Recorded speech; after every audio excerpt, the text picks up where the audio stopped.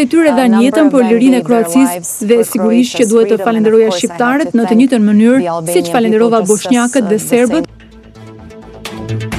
Presidentja kroate Kolinda Kitarović intervistë ekskluzive për gazetaren Ilvatare flet për deklaratën e komentuar nga mediat serbe ku përmendi shqiptarët reagon edhe Vučić. Raporti DSK-s 200 gjyqtarë dhe prokuror ngelin vetting për lidhje me krimin Xhezair Zaganjori, probleme me pasurinë Rovena Gashi bojkoton KPK. Pas përplasjes mes policisë dhe të kërkuarit në zonën turistike të radhimës, familjarët dhe të plagosurit ndalin akuzat ndaj forcave të rendit, gjenden edhe 20 gëzhoja. Ministria e Arsimit u jep një shans të ri maturantëve mesatare në notën 6 ofrojnë studime 2 vjeçare në programe universitare profesionale. Trump deklaron se SBA mund të tarifoj $500 miliardë importe nga Kina. Deklarata shkakton tronditje në bursa, pritet edhe qëndrimi i Pekinit që ka paralajmëruar se do të kundërpërgjigjet.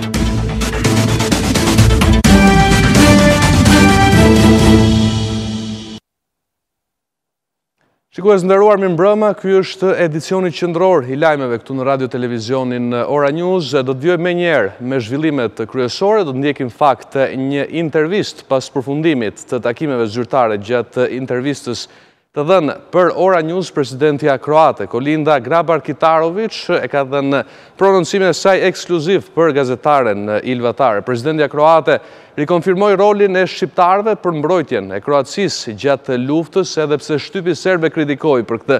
Kitarović tha se Kroacia është një vend mik i Shqipërisë dhe ofroi gjithë ndihmën teknike të mundshme në mënyrë që vendi ynë të integrohet sa më shpejt në Bashkimin Evropian. Pas përshtypjes që la në ndeshjet e kampionatit botror, të cilat i ndoqëm të gjithë, Kitarović u shpreh se ajo është një njeri që i shpreh shumë emocionet e saj, dhe ashtu sikurse përqafoi lojtarët, përqafon edhe njerëzit kur i takon madje në rrugë. Kitarović theksoi nevojën e përfundimit reformës në drejtësi, duke dhënë shembullin e reformës së suksesshme në vendin e saj. Ndjekim intervistë. Zënja Presidente Grabar-Kitarović, faleminderit për këtë intervistë. Faleminderit. Kam përshtypjen se nuk po intervistoj thjesht presidenten e Kroacisë, por një yll ndërkombëtar pas Kupës së Botës. Nuk do ta quaja kështu. Unë isha një tifoze e futbollit dhe sigurisht tregova një krenari kombëtare, krenarin për skuadrën time dhe të futbollistëve që e meritonin plotësisht të fitonin, por nuk kishin fat mjaftueshëm. Pavarësisht gjithçkaje fituan zemrat e botës. Por dhe ju gjithashtu keni marrë vëmendje botrore, po lexoja shtypjen ndërkombëtar që thonin vendi vogël, ëndra të mëdha. Mala zemlja velikis nove. Çfarë duhet mësojmë nga modeli Kroacisë? Absolutisht. Gjithmonë e them se nuk ka vende të vogla. Mund të jesh i vogël në kuptimin e numrit të popullsisë apo në perimetrin e territorit, por gjithmonë je aq i madh sa e bën veten, sa është edhe zemra jote. Nëse ke ëndra të mëdha dhe i vendos vetes qëllime të larta, objektiva të mëdha, por gjithashtu vetbesim dhe besimin e miqve. Ishte interesant fakti se jo vetëm ishit mbështetëse e skuadrës suaj kur ata fitonin, por i mbështetët fuqishëm edhe kur ata humbën. Sigurisht, ai është momenti kur duhet më shumë mbështetje. Mua nuk më pëlqen shpreha humbën, por nuk fituan apo nuk po kryesonin.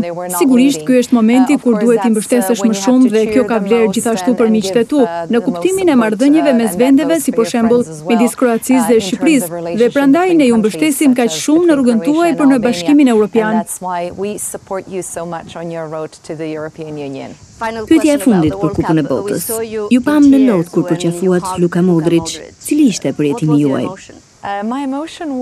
Përjetimi ishte se ai ishte lojtari më i mirë i gjithë kampionatit, por fatkeqësisht skuadra nuk ishte në formën më të mirë. Përfunduam të dytët, pra pata emocione të përziera, lotët ishin lot gëzimi dhe trishtimi, por para së gjithash ishin lot krenarie për të dhe për skuadrën dhe për vendin.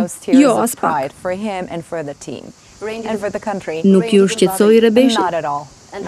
Nëse ishit dhe pa çadër?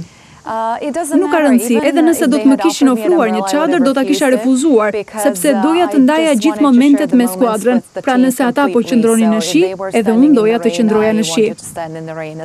Ajo ishte mbrëmja që keni dhënë më shumë përqafime?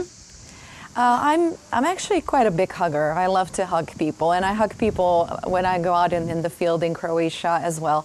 I think it's Unë jam një njeri që përqafoj shumë. Më pëlqen të përqafoj njerëzit, I përqafoj njerëzit edhe kur dal në rrugë në Kroaci. Mendoj se është një mënyrë e mirë për të shprehur emocionet dhe nuk duhet të kemi frikë nga prekja njerëzore. I think quite the contrary. The modern trend is for politicians, for people who hold duties in their country to be as close to people as possible. Si politikan, nuk duhet të jemi në pamje të rregullt dhe jo emocional. Mendoj krejt të kundërtën, që prirja moderne për politikanët apo zyrtarët të jetë sa më afër njerëzve të munden. Disa mund ta quajnë populizëm dhe qasja është në fakt populiste, por është populizëm pozitiv kur je me njerëzit dhe I dëgjon ata. Populizmi negativ është kur I thua njerëzve ato që ata pëlqejnë të dëgjojnë, por që janë të pamundura për të bërë. Mendoj se të gjithë duhet të punojmë për unitetin në shoqërinë tonë, unitetin për të përmbushur qëllimet.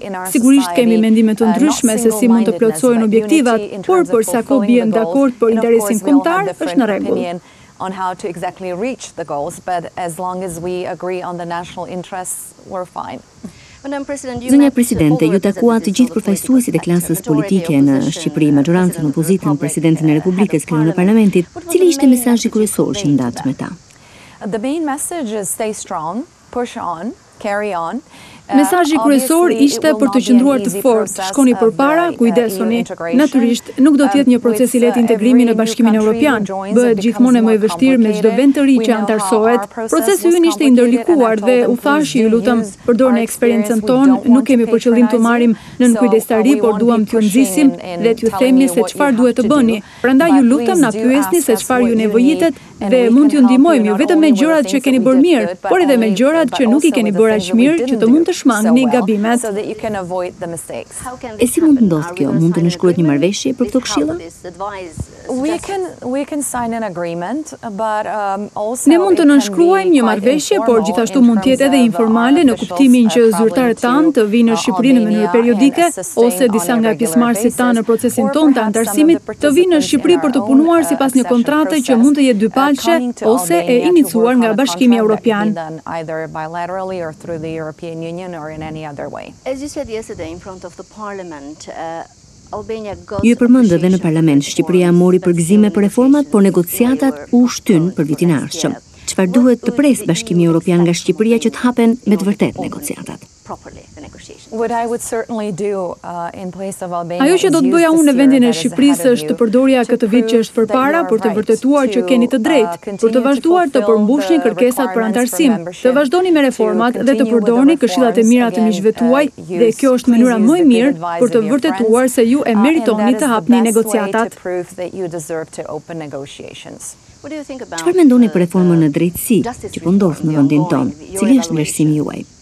Sigurisht është një çështje e brendshme e Shqipërisë, por duhet ju them se reforma në drejtësi është më e ndërlikuara, më kompleksja, por edhe një nga aspektet kryesore të antarësimit në Bashkimin Evropian. Në sistemin e drejtësisë, Kroacia pati gjithashtu disa çështje komplekse, të ngjashme me Shqipërinë, por edhe të ndryshme.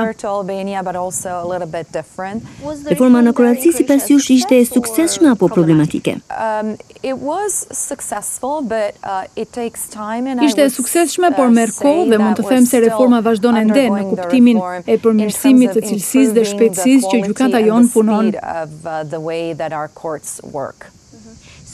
Shtepi serb nuk ishte I lumtur me vlerësimin tuaj për të falenderuar shqiptarët që luftuan në luftën kroate. Cili është komenti, përgjigja juaj?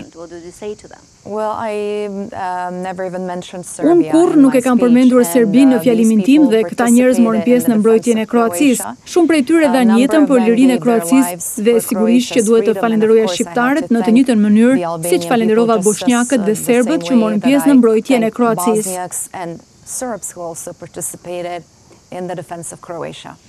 Kroacia ka shqetësime për ndotjen e Adriatikut. Ju ishit në Durrës, çfarë prisni nga vendi ynë? Shpresoj që ne të punojmë së bashku me Malin e Zi dhe të zgjidhim çështjet e ndotjes së detit midis Shqipërisë dhe Kroacisë, sepse fatkeqësisht në veçanti në muajt e dimrit, valët e detit dhe era I sillin mbetjet në brigjet tanë dhe pastaj çdo pranverë kemi problemin e madh të pastrimit të mbetjeve. Menaxhimi I mbetjeve është një aspekt tjetër I vështirë I antarësimit në Bashkimin Evropian, edhe pse në kohët e fundit po shkon mirë për Shqipërinë. that is ultimately good for Albania. Vizituat edhe Beratin ku morët titullin qytetare nderit. Sigurisht, tani jam qytetare e Beratit. I pëlqeu qyteti? Ishte fantastik. Me çfarë mbresash largoheni nga Shqipëria? Me përshtypje të shkëlqyera, miqësie midis Kroacisë dhe Shqipërisë edhe mes shqiptarëve dhe kroatëve. Me shpresa të mëdha për ju dhe sigurisht duke punuar për antarësimin tuaj në Bashkimin Evropian sa më shpejt të jetë e mundur. Ju falenderoj për intervistën. Faleminderit.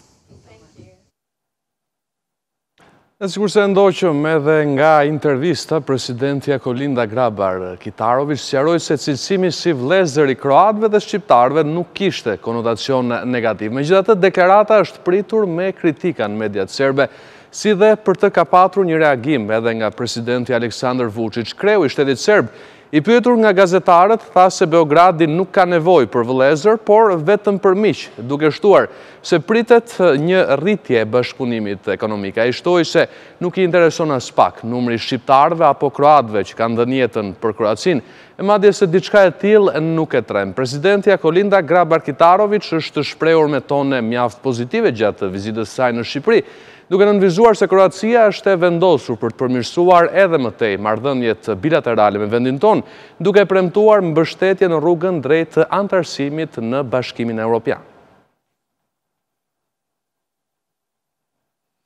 Ndërkaq, hetimi i Komisionit Pavarur të Kualifikimit ka konstatuar se të ardhurat nuk justifikojnë pasurinë e vënë nga kryetari i Gjykatës së Lartë Xhezair Zaganjori, si dhe ky i fundit bëhet e ditur se ka shmangur detyrimet tatimore ndaj shtetit.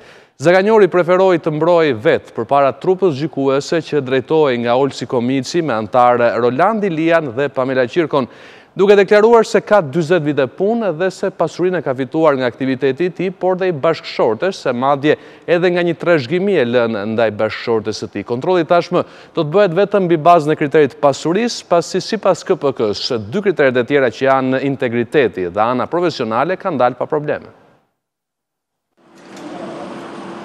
Kryetari i Gjykatës së Lartë Xhezair Zaganjori ishte subjekti i radhës që përmbylli këtë javë procesin e vetingut. Ai kishte preferuar të ishte vetë i pranishëm para KPK-s dhe pa praninë e ndonjë mbrojtësi ligjor. Në seancën ndërgjymore, e cila zgjati mbi 3 orë, komisioni paraqiti raportin e pasurisë për kryegjyqtarin, ku në përfundim kishte arritur në konkluzionin se nuk ka burime për të justifikuar pasurinë e krijuar në vite, ka shmangit të detyrimeve tatimore ndaj shtetit, ka pas aktësi në vlerën e pronave të regjistruar në hipotekë me vlerën e tyre reale. Sipas KPK-s, Zaganjori ka deklaruar në deklaratën veting se ka në pronësi një apartament 293 metra katror në bashkëpronësi me vlerën 5.8 milion lek, që ka si burim shitje një apartamenti dhe një dyqan me vlerën e 1.4 milion lekëve nga të ardhurat personale të qyras, zyrë me sipërfaqe 15 metra katror, apartament 81 metra katror në lagjen 13 në plazh Durrës, e blerë në vitin 2006 për $32.000. Kryegjyqtari ka në bashkëpronësi dhe sipërfaqe bodrum me 8 bashkëpronar, e blerë për 800.000 lekë, zyrë e blerë me vlerën e 400.000 lekëve, si dhe obligacione në vlerën 6.3 milion lek dhe depozit bankare 6 milion lek në emër të bashkëshortes. Por KPK deklaroi se ka gjetur pasaktësi dhe sa i takon pasurisë së bashkëshortes, si dhe shkollimit të djalit në Londër, por gjetjet e komisionit janë kundërshtuar nga vetë kreu i Gjykatës së Lartë. Ai deklaroi se ka burime të lishme të pasurisë, pasi ka mbi 40 vite punë dhe të ardhurat e tij kanë qenë të kënaqshme dhe nga shumë aktivitete të bëra ndër vite, si paga gjyqtar, paga nga shkolla e magjistraturës, paga si ambasador, bashkëpunimi me një institut gjerman, botimi i librave të ardhurat nga bashkëshortja, notere e të tjerë. Kreu i Gjykatës së Lartë kërkoi rikonfirmimin në detyrë, duke deklaruar se nuk ka përfituar asnjë cent nga korrupsioni. Pas daljes nga seanca, Zaganjori tha se ishte njëri i ligjit dhe e vlerësonte punën e komisionit. Unë jam njëri i ligjit, derdha respektova procesin, dhash të gjitha sqarimet e mia, me dokumente, me argumente, prandaj ju falenderoj shumë për interesin. Vendimi për kreun e Gjykatës së Lartë do të jepet më 24 korrik, ndërkohë që të hënën në 23 korrik do të dalin para komisionit 2 antarë të tjerë të Gjykatës së Lartë, Medi Bici dhe Ardian Borani. Komisioneri publik deklaroi se është duke shqyrtuar mundësinë e apelimit të vendimit të KPK-s për kalimin e vetingut nga kryetari i Gjykatës Kushtetuese Bashkim Dedja. Në një deklaratë zyrtare thuhet se në datë 13 korrik 2018 Komisioni i Pavarur i Kualifikimit u ka njoftuar komisionerëve publik vendimin për konfirmimin në detyrë të zotit Bashkim Dedja, kryetar i gjykatës kushtetuese. Në të njëjtën datë, sipas deklaratës, operacionin ndërkombëtar i monitorimit u ka paraqitur komisionerëve publik rekomandimin për të ankimuar këtë vendim të Komisionit të Pavarur të Kualifikimit në Kolegjin e Posaçëm të Apelit. Në njoftim theksohet se komisionerët publik janë duke shqyrtuar vendimin e Komisionit të Pavarur dhe rekomandimin e operacionit ndërkombëtar të monitorimit.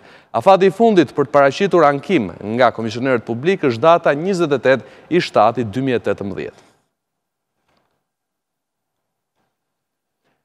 Mbetemi tek sistemi gjyqësor. Komisioni i Pavarur i Kualifikimit ka zhvilluar ndërkaq seancën dëgjimore për prokuroren e pezulluar Rovena Gashi, pavarësisht refuzimit nga kjo e fundit për të paraqitur në seancë. Trupi gjykues përbër nga Genta Tafa Bungo, Pamela Qirko dhe Lulzim Amita konstatoi probleme në lidhje me pasurinë e prokurores, ndërsa vendimi përfundimtar do të jepet në datën 25 korrik. Këtë mëngjes Komisioni i Pavarur i Kualifikimit zhvilloi seancën dëgjimore për vettingun ndaj prokuroresë së prokurorisë së përgjithshme tashmë të pezulluar Rovena Gashi. Ajo nuk ishte e pranishme përpara trupës së KPK-s të përbërë nga Genta Tafa, Pamela Qirko dhe Lulzim Amitaj, duke depozituar pak minuta para seancës edhe shkaqjet e mospranisë së saj. Po pavarësisht kësaj, kryetaria e trupit gjykues Genta Tafa Bungo deklaroi se seanca do të vijonte dhe se vetë zonja Gashi kishte zgjedhur të humbte të drejtën për të dëgjuar.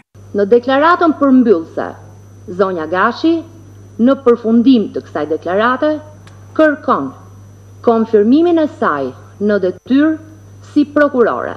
Më pas, relatori Lulzim Amita i lexoi raportin për pasurinë e zonjës Gashi, duke dhënë fillimisht konkluzionet e Gildit të KPI-s.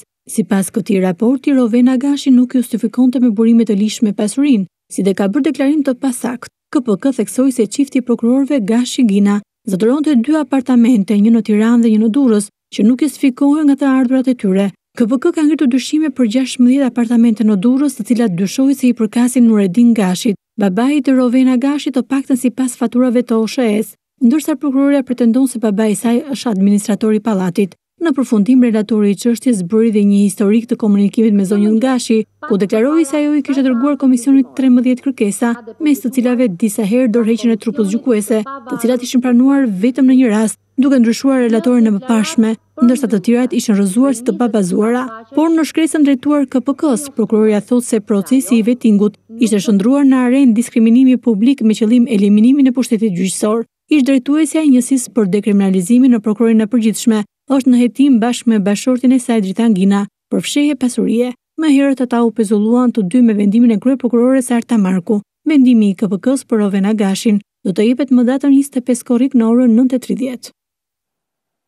Afro 200 gjyqtarë dhe prokurorë që janë aktualisht pjesë e sistemit të drejtësisë në Shqipëri janë të papërshtatshëm për vazhdimin e detyrës. Është ky përfundimi i Komitetit të Helsinkit, i cili ka bërë publik një raport të drejtorisë së sigurimit të informacionit klasifikuar në lidhje me procesin e vettingut, ku flitet për lidhje dhe kontakte të zyrtarëve të sistemit të drejtësisë me persona të inkriminuar.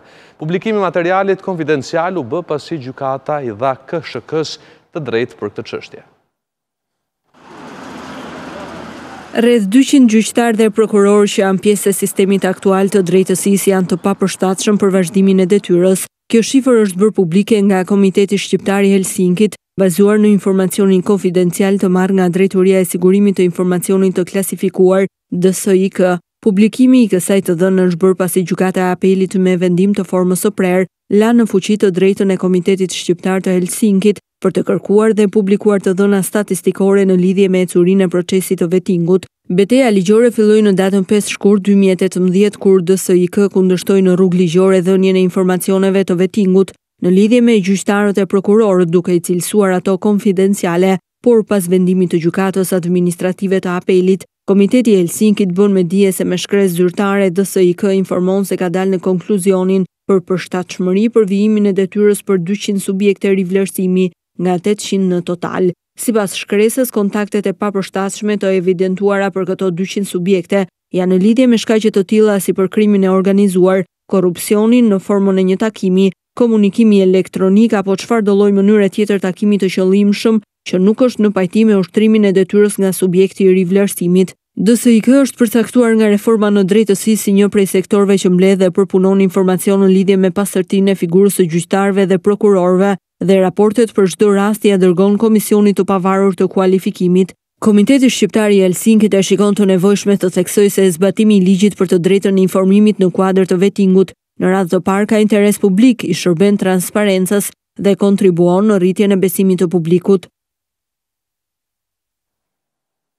Policia e Durrësit ka identifikuar dhe shpallur në kërkim një 42 vjeçar si autori i dhunimit në dyert e gjykatës së avokatit Ilia. Shtetasi Mond Voga nga Kruja, sipas policisë, është njëri nga dy autorët e dhunës, ndërsa bashkëpunëtori i tij është shpallur tashmë në kërkim. Ora News siguroi pamjet e kamerave të sigurisë ku është dokumentuar gjithë sulmi ndaj avokatit të njohur në qytetin bregdetar. Personi që shfaqet në këtë video duke goditur avokatin Ilia në derë të gjykatës së Durrësit është identifikuar si Mond Voga dhe tashmë shpallur në kërkim nga policia. Ai është identifikuar mbi bazën e këtyre pamjeve të kamerave të sigurisë dhe dëshmisë së vet avokatit Ilia, i cili dha emrin e Vogës si njëri prej autorëve të ngjarjes. Pas kësaj policia ka organizuar një aksion për ndalimin e tij, por deri më tani nuk kanë mundur të lokalizojnë 42 vjeçarin, ndërsa po punohet për identifikimin e bashkëpunëtorit që në pamje shfaqet me një kapele në kokë. Dy personat ju afruan avokatit Ilia, ndërsa ndodhej i shoqëruar nga një person i identifikuar si Sadik Lasku, inspektor policie në Durrës. Bashkëpunëtori e tërhoqi këtë të fundit, ndërsa pak metra më tej, i dyshuari në kërkim pas një bisede prej vetëm pak sekondash e godet avokatin në fytyrë. Inspektori i policisë Lasku tentoi ta mbrojë avokatin dhe ndërsa një tjetër person afrohet në ndihmë, dy autorët largohen me vrap. Pas ngjarjes, duke folur nga spitali, avokati Ilia akuzoi prokurorin Arjan Doj si porositës të sulmit pas një përplasje në një seancë gjyqi. Ora News kërkoi një reagim nga prokurori, por ishte e pamundur pasi telefoni i tij rezultoni mbyllur. Ilia është avokat i njohur pasi ka mbrojtur çështje të rëndësishme mes së cilave edhe grupet kriminale të Durrësit dhe Shiakut. Kryetari i PD-s Lulzim Basha, duke folur për teatrin e ri, paralajmëroi kryeministrin Edi Rama dhe kompaninë private që do të ndërtojë, duke theksuar se do të përballen me ligjin antimafia të ndryshuar ku çdo qindark, sipas tij, e vënë me korrupsion do të konfiskohet. Kreu i opozitës tha se ligji për teatrin kombëtar është një rënje e drejtësisë dhe cënim i lirive themelore të qytetarëve.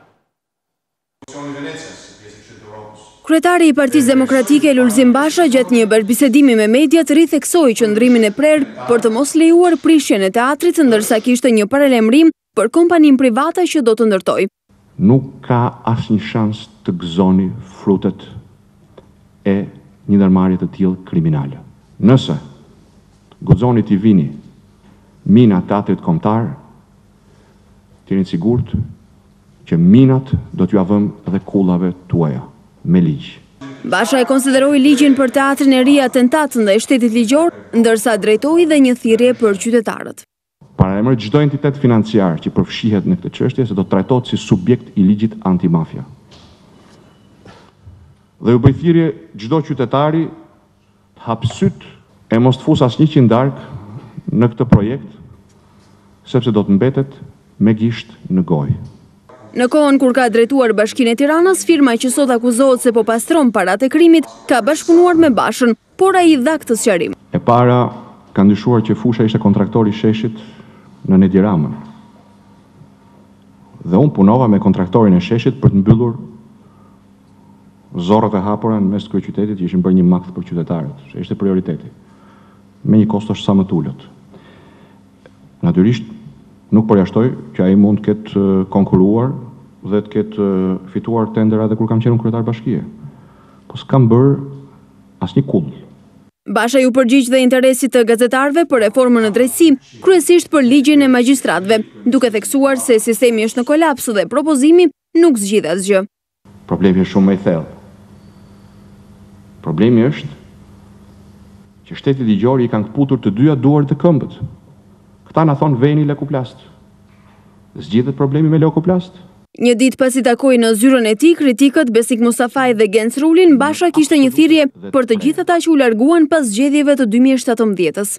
Dora ime është e do të mbetet e shtrirë për çdo që dëshiron të vijë të kontribuojë këto orë kritike, qofshin këta njerëz që i takojnë historikisht shtëpisë tyre Partisë Demokratike, qofshin ta të rinj apo që duan të rikthehen.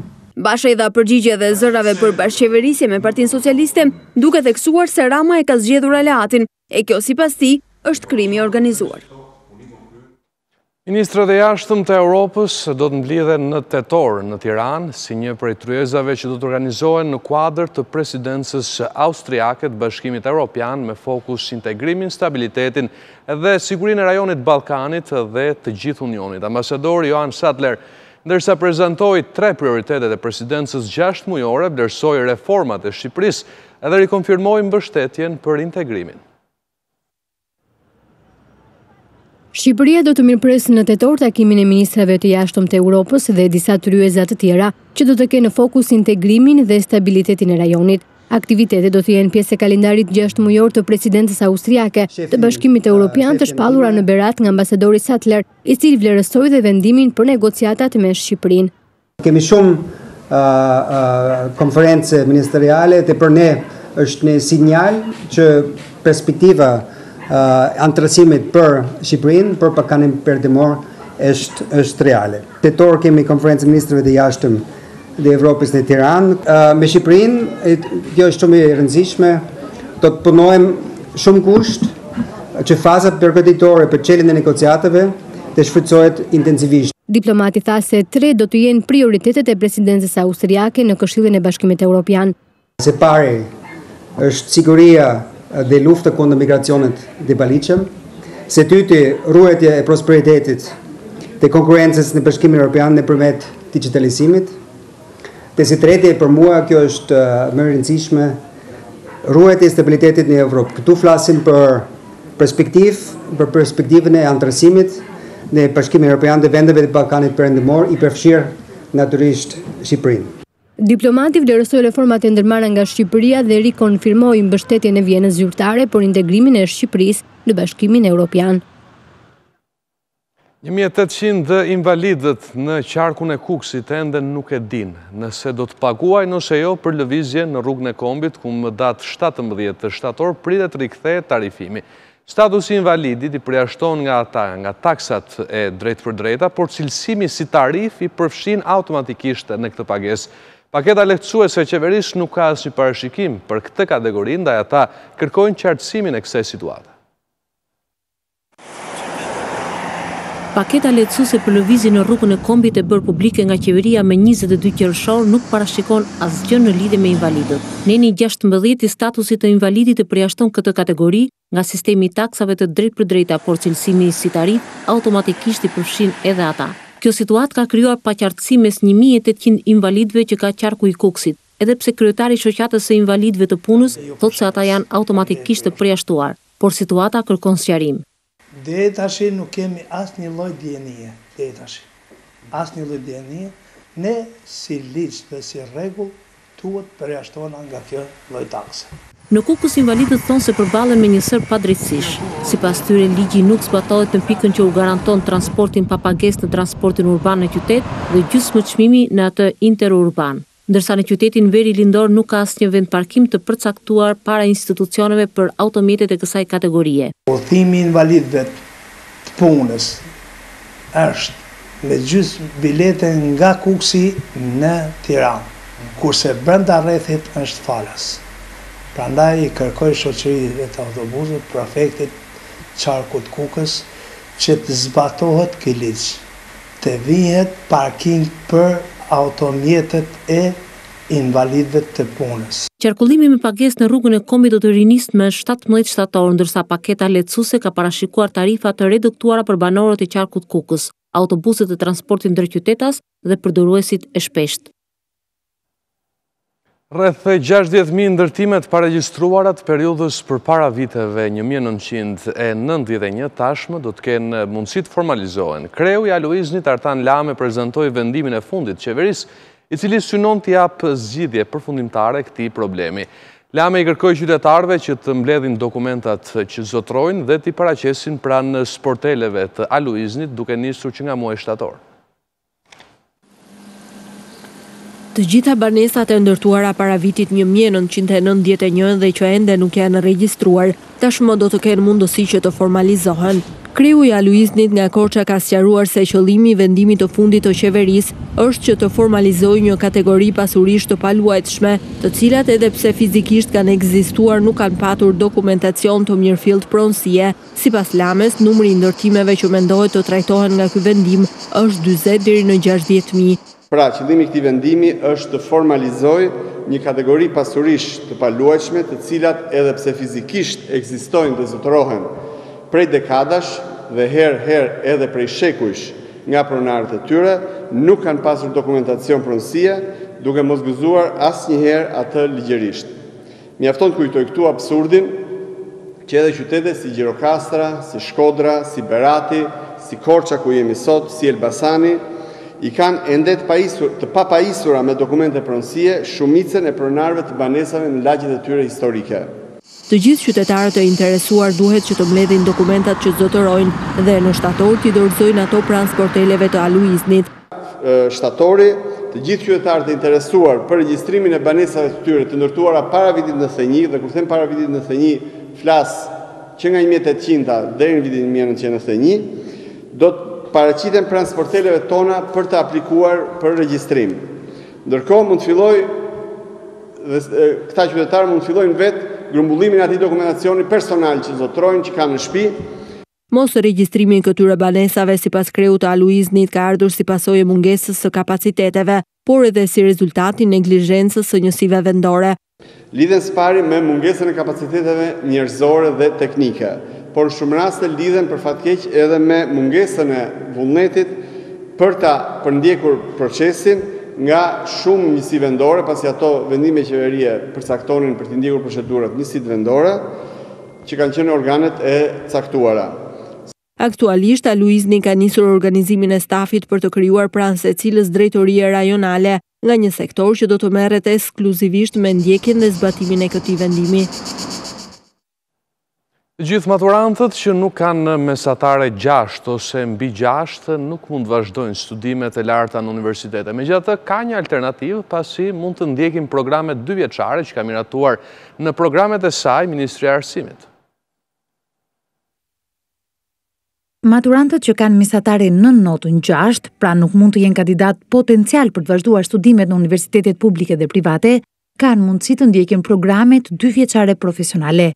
Nga 14 ekzistuese, Ministria e Arsimit ka miratuar propozimet e universiteteve për të shtuar dhe 35 programe të tjera, pra 49 programe në total, sipas nevojave të tregut, kryesisht në fushat e veterinarisë, bujqësisë dhe mekanikës. Kjo është një risi e jashtëzakonshme, është një mini revolucion që po ndodh në sistem. Dhe ne shumë shpejt do ta ndjejmë efektin që këto nisma kanë. Ne flasim për programe 2 vjeçare, ne presim që numri të rritet e këto programe, në mënyrë që ne të garantojmë që në një periudhë shumë të shkurtër, të gjitha kandidatët që regjistrohen këto programe i ofrohen tregut të punës dhe punësohen në mënyrë të shpejtë. Programe, në momentin që ne fillojmë dhe implementojmë dhe mbështetjen dhe mënyrën se si përdoret skema financimi, këto do të jenë programe që do të jenë në fokus, edhe të incentivave të caktuar që Ministria e Arsimit do ndërmarrë. Zëvendës Ministri i Arsimit Ervin Demo i tha Oranjun se programi mësuesisë nuk është i vetmi program që bërë përpjekje për të rritur cilësinë e studentëve. Garantojmë një standard që kudo që ne përgatisim mësuesit e të ardhmes, ata janë të përgatitur, të paktën nga pikpamja e dijes që marrin auditor, kanë aftësitë e duhura që të garantojnë që nxënësit që do të kenë në përgjegjësinë e tyre ti formojnë ashtu siç duhet. Rritje të kuotave do të kenë programet STEM, që janë kryesisht programet e teknologjisë e informacionit. Ne kemi rritur numrin e këtyre programeve. Jemi në bashkëpunim me universitetet, ka universitete që kanë kërkuar dhe rritje kuotash për programet të caktuara, sidomos të fushën e teknologjisë, që Ministria e Arsimit duke garantuar që standardet plotësohen, i ka certifikuar rritjen e këtyre kuotave. Ministri i Arsimit ka miratuar kuotat dhe tarifat për vitin akademik 2018-2019 dhe sipas zëvendës ministrit nuk ka rritje të tarifave për studentët për nivelin e parë të studimeve. Ekspertët e kriminalistikës zbarkuan këtë të premte në radhim aty ku aksioni për kapjen e të kërkuarit Gaqo Gjini, shoqëruar me të shtënë armë, shkaktoi panik mes banorëve por dhe pushuesve të huaj. Rreth 20 gëzhoja mësohet se janë gjetur të shpërndara rreth banesës ku 38 vjeçarin kërkim u plagos në këmbë pasi bëri rezistencë dhe tentoi të godiste me mjete të mprehta një efektiv policie. Këto gëzhuja të shpërndara në një sipërfaqe të gjerë përreth kësaj banese janë dëshmia e përplasjes gjatë operacionit për arrestimin të kërkuarit të Gjorgjini. Një ditë pas forcave speciale këtë të premte atje zbarkuan ekspertët që kanë për detyrë të rindërtojnë dhe dokumentojnë ngjarjen. 20 gëzhuja të kalibrave të ndryshëm mësoi se janë evidentuar në vend ngjarje. Ata do të dërgohen në laboratorin e kriminalistikës për të përcaktuar numrin e armëve që kanë qelluar pas ditën e së njëjtës, gjatë aksionit që shkaktoi panik mes banorëve dhe turistëve të huaj që po qëndrojnë aty. Forcat e policisë së Vlorës dhe specialet e Reneas ndërmorën operacionin për arrestimin e 38 vjeçarit në kërkim Gjorgjini, pasi kishin marrë informacion se ai ndodhi në këtë banesë. Sipas njoftimit të policisë, ai bëri rezistencë dhe tentoi të godas me mjet prerës një prej punonjësve të policisë, i cili në kushtet e vetëmbrojtjes e ka neutralizuar duke e goditur me armë një herë në këmbë. Ai mori ndihmën e parë në spitalin rajonal e tashmë ndodhet në qelitë e paraburgimit. Familjarët e 38 vjeçarit pas ngjarjes akuzuan policinë se bëri terror gjatë ndërhyrjes, ndërsa këtë të premte askush nuk pranoi të flasë. Një sherr masiv mes të rinjve u regjistrua pas mesditës në qytetin e Vlorës. Disa të rinj u përplasën fillimisht në mënyrë verbale, ndërsa konflikti u përshkallëzua në përdorimin e thikave. Përpashoj, 2 nga personat konflikt mbetën të plagosur, sikur se tregojnë edhe këto gjurmë gjaku në vendngjarje. Ata janë dërguar në spitalin rajonal për të marrë ndihmën mjekësore, ndërsa disa të tjerë u shoqëruan në komisariat. Policia e Vlorës tha se po punohet për të zbardhur dinamikën dhe arsyet e sherrit mes të rinjve.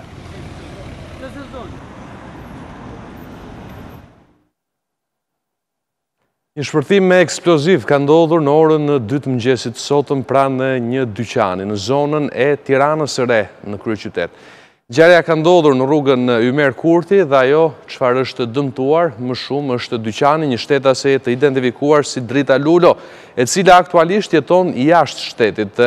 Shihet edhe nga qartë, nga planet, nga shpërtimi, janë thyrë në fakt xhamat e dyqanit dhe disa makinave që ndodheshin të parkuara. Pronarja e dyqanit është motra e Fatos Lulos, gjyqtari i parë që u shkarkua në fakt nga KPK-ja me nisjen e procesit vettingut, pasi nuk justifikoi dot pasurinë e tij.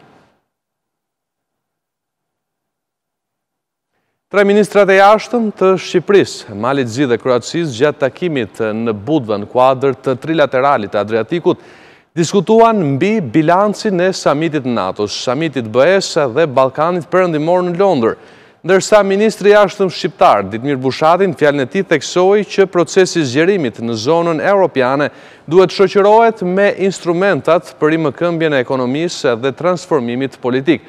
Gjithashtu, numri 1 i diplomacisë shqiptare kërkoi që bashkëpunimi mes Shqipërisë, Malit të Zi dhe Kroacisë të vijojë për ta kthyer Adriatikun në një hapësirë zhvillimore. Një fokus i veçantë në këtë takim trepalësh ju kushtua ecurisë dhe ndërveprimit për avancimin e projekteve me rëndësi strategjike si korridori Adriatiko-Jonian dhe gasjellsi që do të lidhë linjën transadriatike me Kroacinë nëpërmjet Shqipërisë, Malit të Zi dhe Bosnjë-Hercegovinës, por dhe bashkëpunimin fushën e energjetikës, turizmit dhe mjedisit. 3 ministrat e jashtëm shprehën mbështetjen e plotë për anëtarësimin e Maqedonisë në aleancë dhe vlerësuan marrëveshjen mes Shkupit dhe Athinës, si dhe vazhdimsinë e dialogut mes Kosovës dhe Serbisë.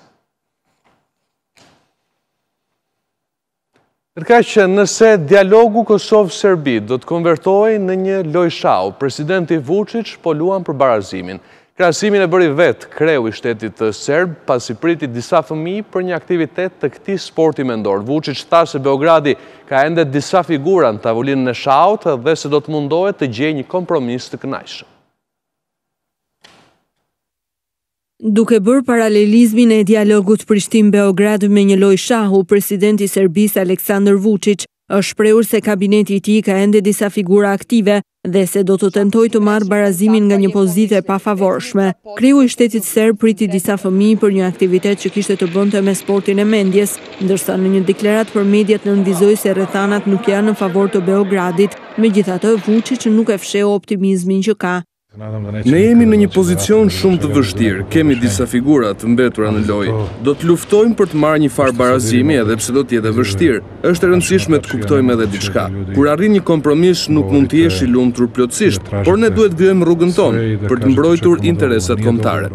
Më tej Vučić foli edhe për një deklaratë bërë nga kryeministri i Kosovës Ramush Haradinaj, i cili u shpreh se ndarja e veriut të vendit nuk kupton luftë. Presidenti serb deklaroi se nuk është as hera e parë dhe as e fundit që i mbetet qëndrimit për të gjetur një zgjidhje përmes dialogut. Dialogu Kosovë-Serbi zhvilloi raundin e fundit gjatë kësaj jave, por në mbyllje të bisedimeve që ndërmjetësohen nga përfaqësuesja e lartë e Bashkimit Evropian Mogherini, si Vučić ashtu edhe Thaçi nuk u shprehen optimist mbi vazhdimsinë, duke lënë jo pak pikpyetje.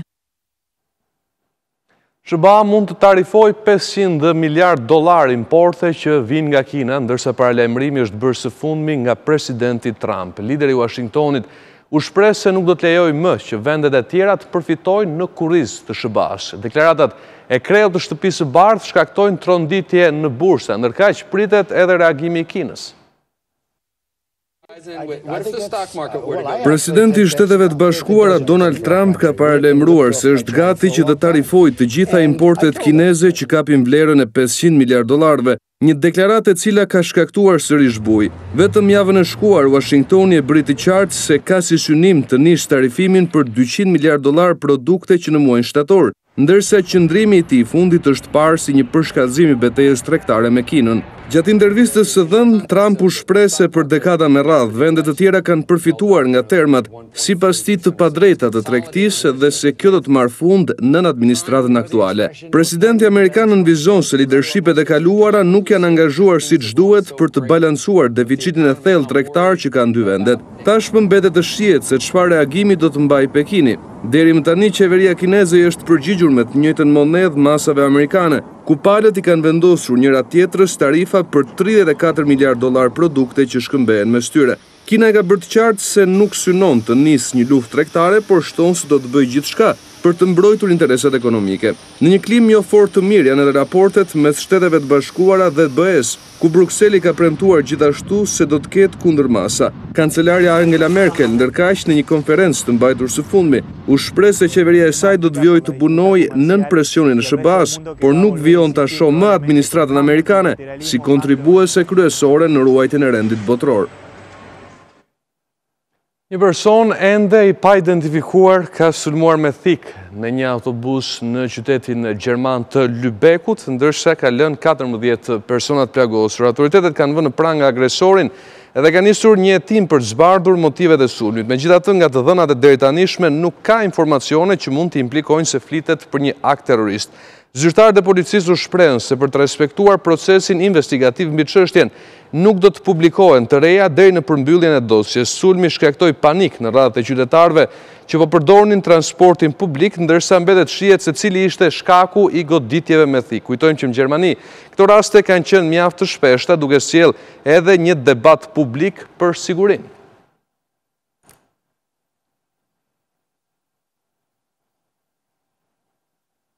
Do të kthehemi tani në vend i pranishëm në inaugurimin e sallës së regjistrimit të automjeteve në Drejtorinë Rajonale të Tiranës. Ministri Damian Gjiknuri foli se reforma e re në këtë sektor do të lehtësojë marrjen e shërbimeve për qytetarët. Në zyrat e reja, shërbimi është më transparent dhe i thjeshtëzuar për shkak edhe të ambienteve të bollshme, ku qytetarët nuk duhet shkojnë vetëm nga një zyrë në tjetrën, por duhet qëndrojnë tek një zyrë për të ezauruar gjitha proceset.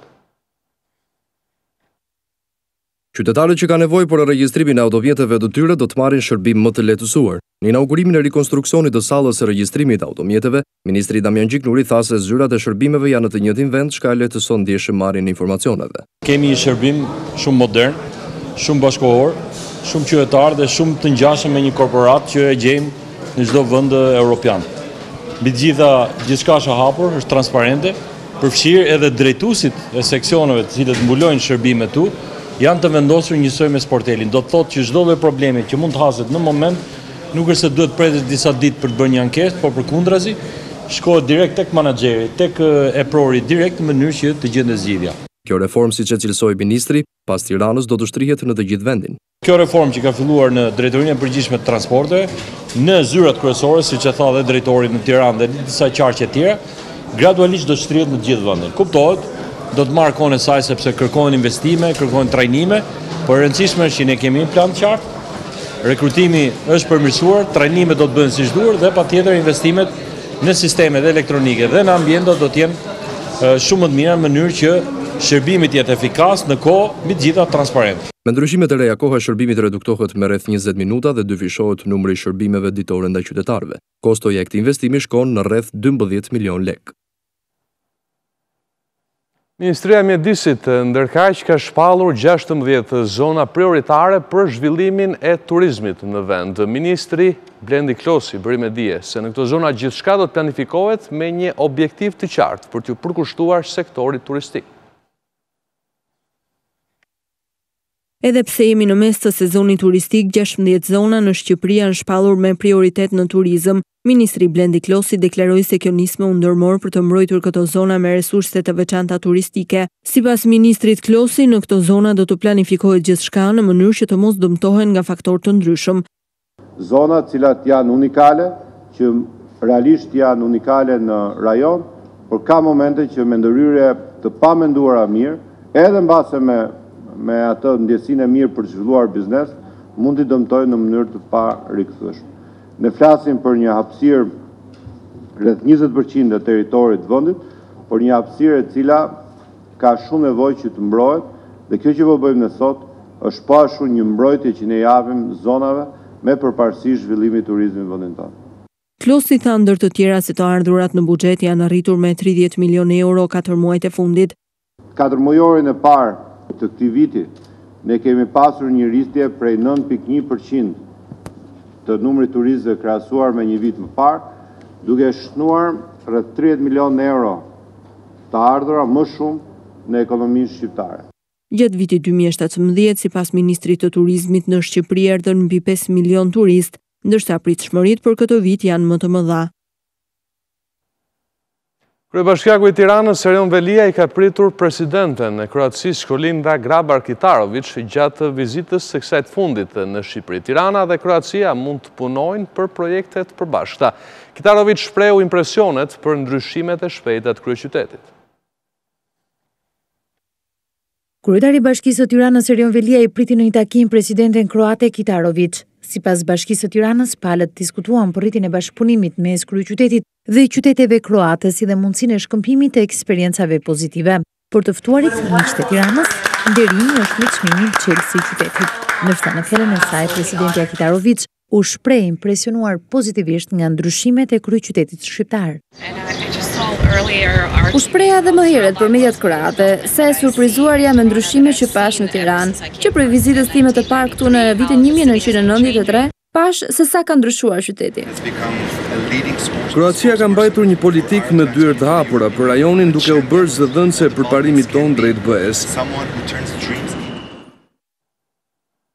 Por gjatë vizitës zyrtare në vendin ton, Kitarović zhvilloi një takim edhe në selinë e PD-s, ku prit nga kryetari Lulzim Basha. Gjatë takimit me presidenten kroate, Basha vuri duke nevojën e Shqipërisë për të marrë nga Kroacia ndihmë në procesin e integrimit evropian, duke theksuar se sfidat kryesore për Shqipërinë janë në shteti ligjor, zgjedhjet e lira dhe të ndershme, lufta kundër krimit organizuar dhe korrupsionit, si dhe sistemi gjyqësor i pavarur. Duke u bazuar në zhvillimet e fundit rajonale gjatë takimit me presidenten kroate, Basha u shpreh se idetë për shkëmbime territoresh janë të rrezikshme për paqen dhe stabilitetin, të cilat sipas tij çojnë drejt hapjes së kutisë së Pandorës. Ndër të tjera, Lulzim Basha theksoi domosdoshmërinë e ngritjes së marrëdhënieve shqiptaro-kroate në nivele strategjike për rajonin. Gjithashtu, kreu i opozitës i kërkoi Kitarović që Kroacia së bashku me Shqipërinë duhet të jenë mbështetëse të vendeve të rajonit drejt antarësimit në NATO dhe BE.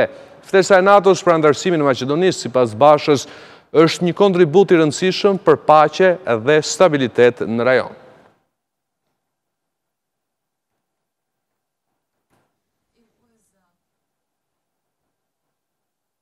Më shumë se 7.000 persona, kryesisht fëmijë të lindur në emigracion, nuk kanë shtetësinë në vendin tonë. Fenomeni është prezent edhe tek fëmijët e lindur jashtë martese, apo edhe nga pakicat rome dhe egjiptiane. Në këtë shifër nuk përfshihet diaspora, me cilët numri fëmijëve pa shtetësi mund të jetë disa herë më i lartë. Ministria e Diasporës, por edhe ajo e brendshme, po punojnë për një ligj të ri që do të lehtësojë regjistrimin e fëmijëve. Pashtësia e fëmijëve është një nga problemet me të cilat më së shumti përballen emigrantët që jetojnë jashtë Shqipërisë. Nga të dhënat zyrtare të censusit të 2011-s, rezultojnë pashtësi rreth 7.443 persona. Në rastin e Shqipërisë, ky problem haset kryesisht në fëmijët e lindur në emigracion, të lindur jashtë martese, të lindur nga prindër të parregullt ose të paregjistruar, fëmijët rom dhe egjiptian, por edhe tek të huaj që kanë vështirësi të regjistrohen në gjendjen civile. Ne bashkëpunuam me zyrën e gjendjes civile dhe caktuam një afat 4 mujor për identifikimin e personave, të cilët nuk janë të regjistruar dhe nuk kanë shtetësi, dhe brenda 4 muajve ne arritëm të identifikonim 1031 persona, të cilët nuk janë të regjistruar. Këto shifra janë vetëm për brenda territorit të Shqipërisë, duke mos marrë në konsiderat diasporën, të cilët janë të paregjistruar dhe numri i tyre mund të jetë edhe shumë më i lartë. Janë qindra dhe mijëra raste. Duhet të japim alarmin tek nesi ekzekutiv, duhet të japim alarmin tek nesi ligjës. Jemi ne që duhet të zgjidhim gjërat. Ndërkohë, Ministria e Diasporës në bashkëpunim me Ministrinë e Brendshme po punojnë për një ligj të ri të shtetsisë, ndërsa UNHCR-ja ka ndërmarrë një fushat për eliminimin e pashtetësisë deri në vitin 2024. Në të gjithë botën numëron rreth 10 milion persona, të cilat nuk kanë shtetësi në asnjë vendi.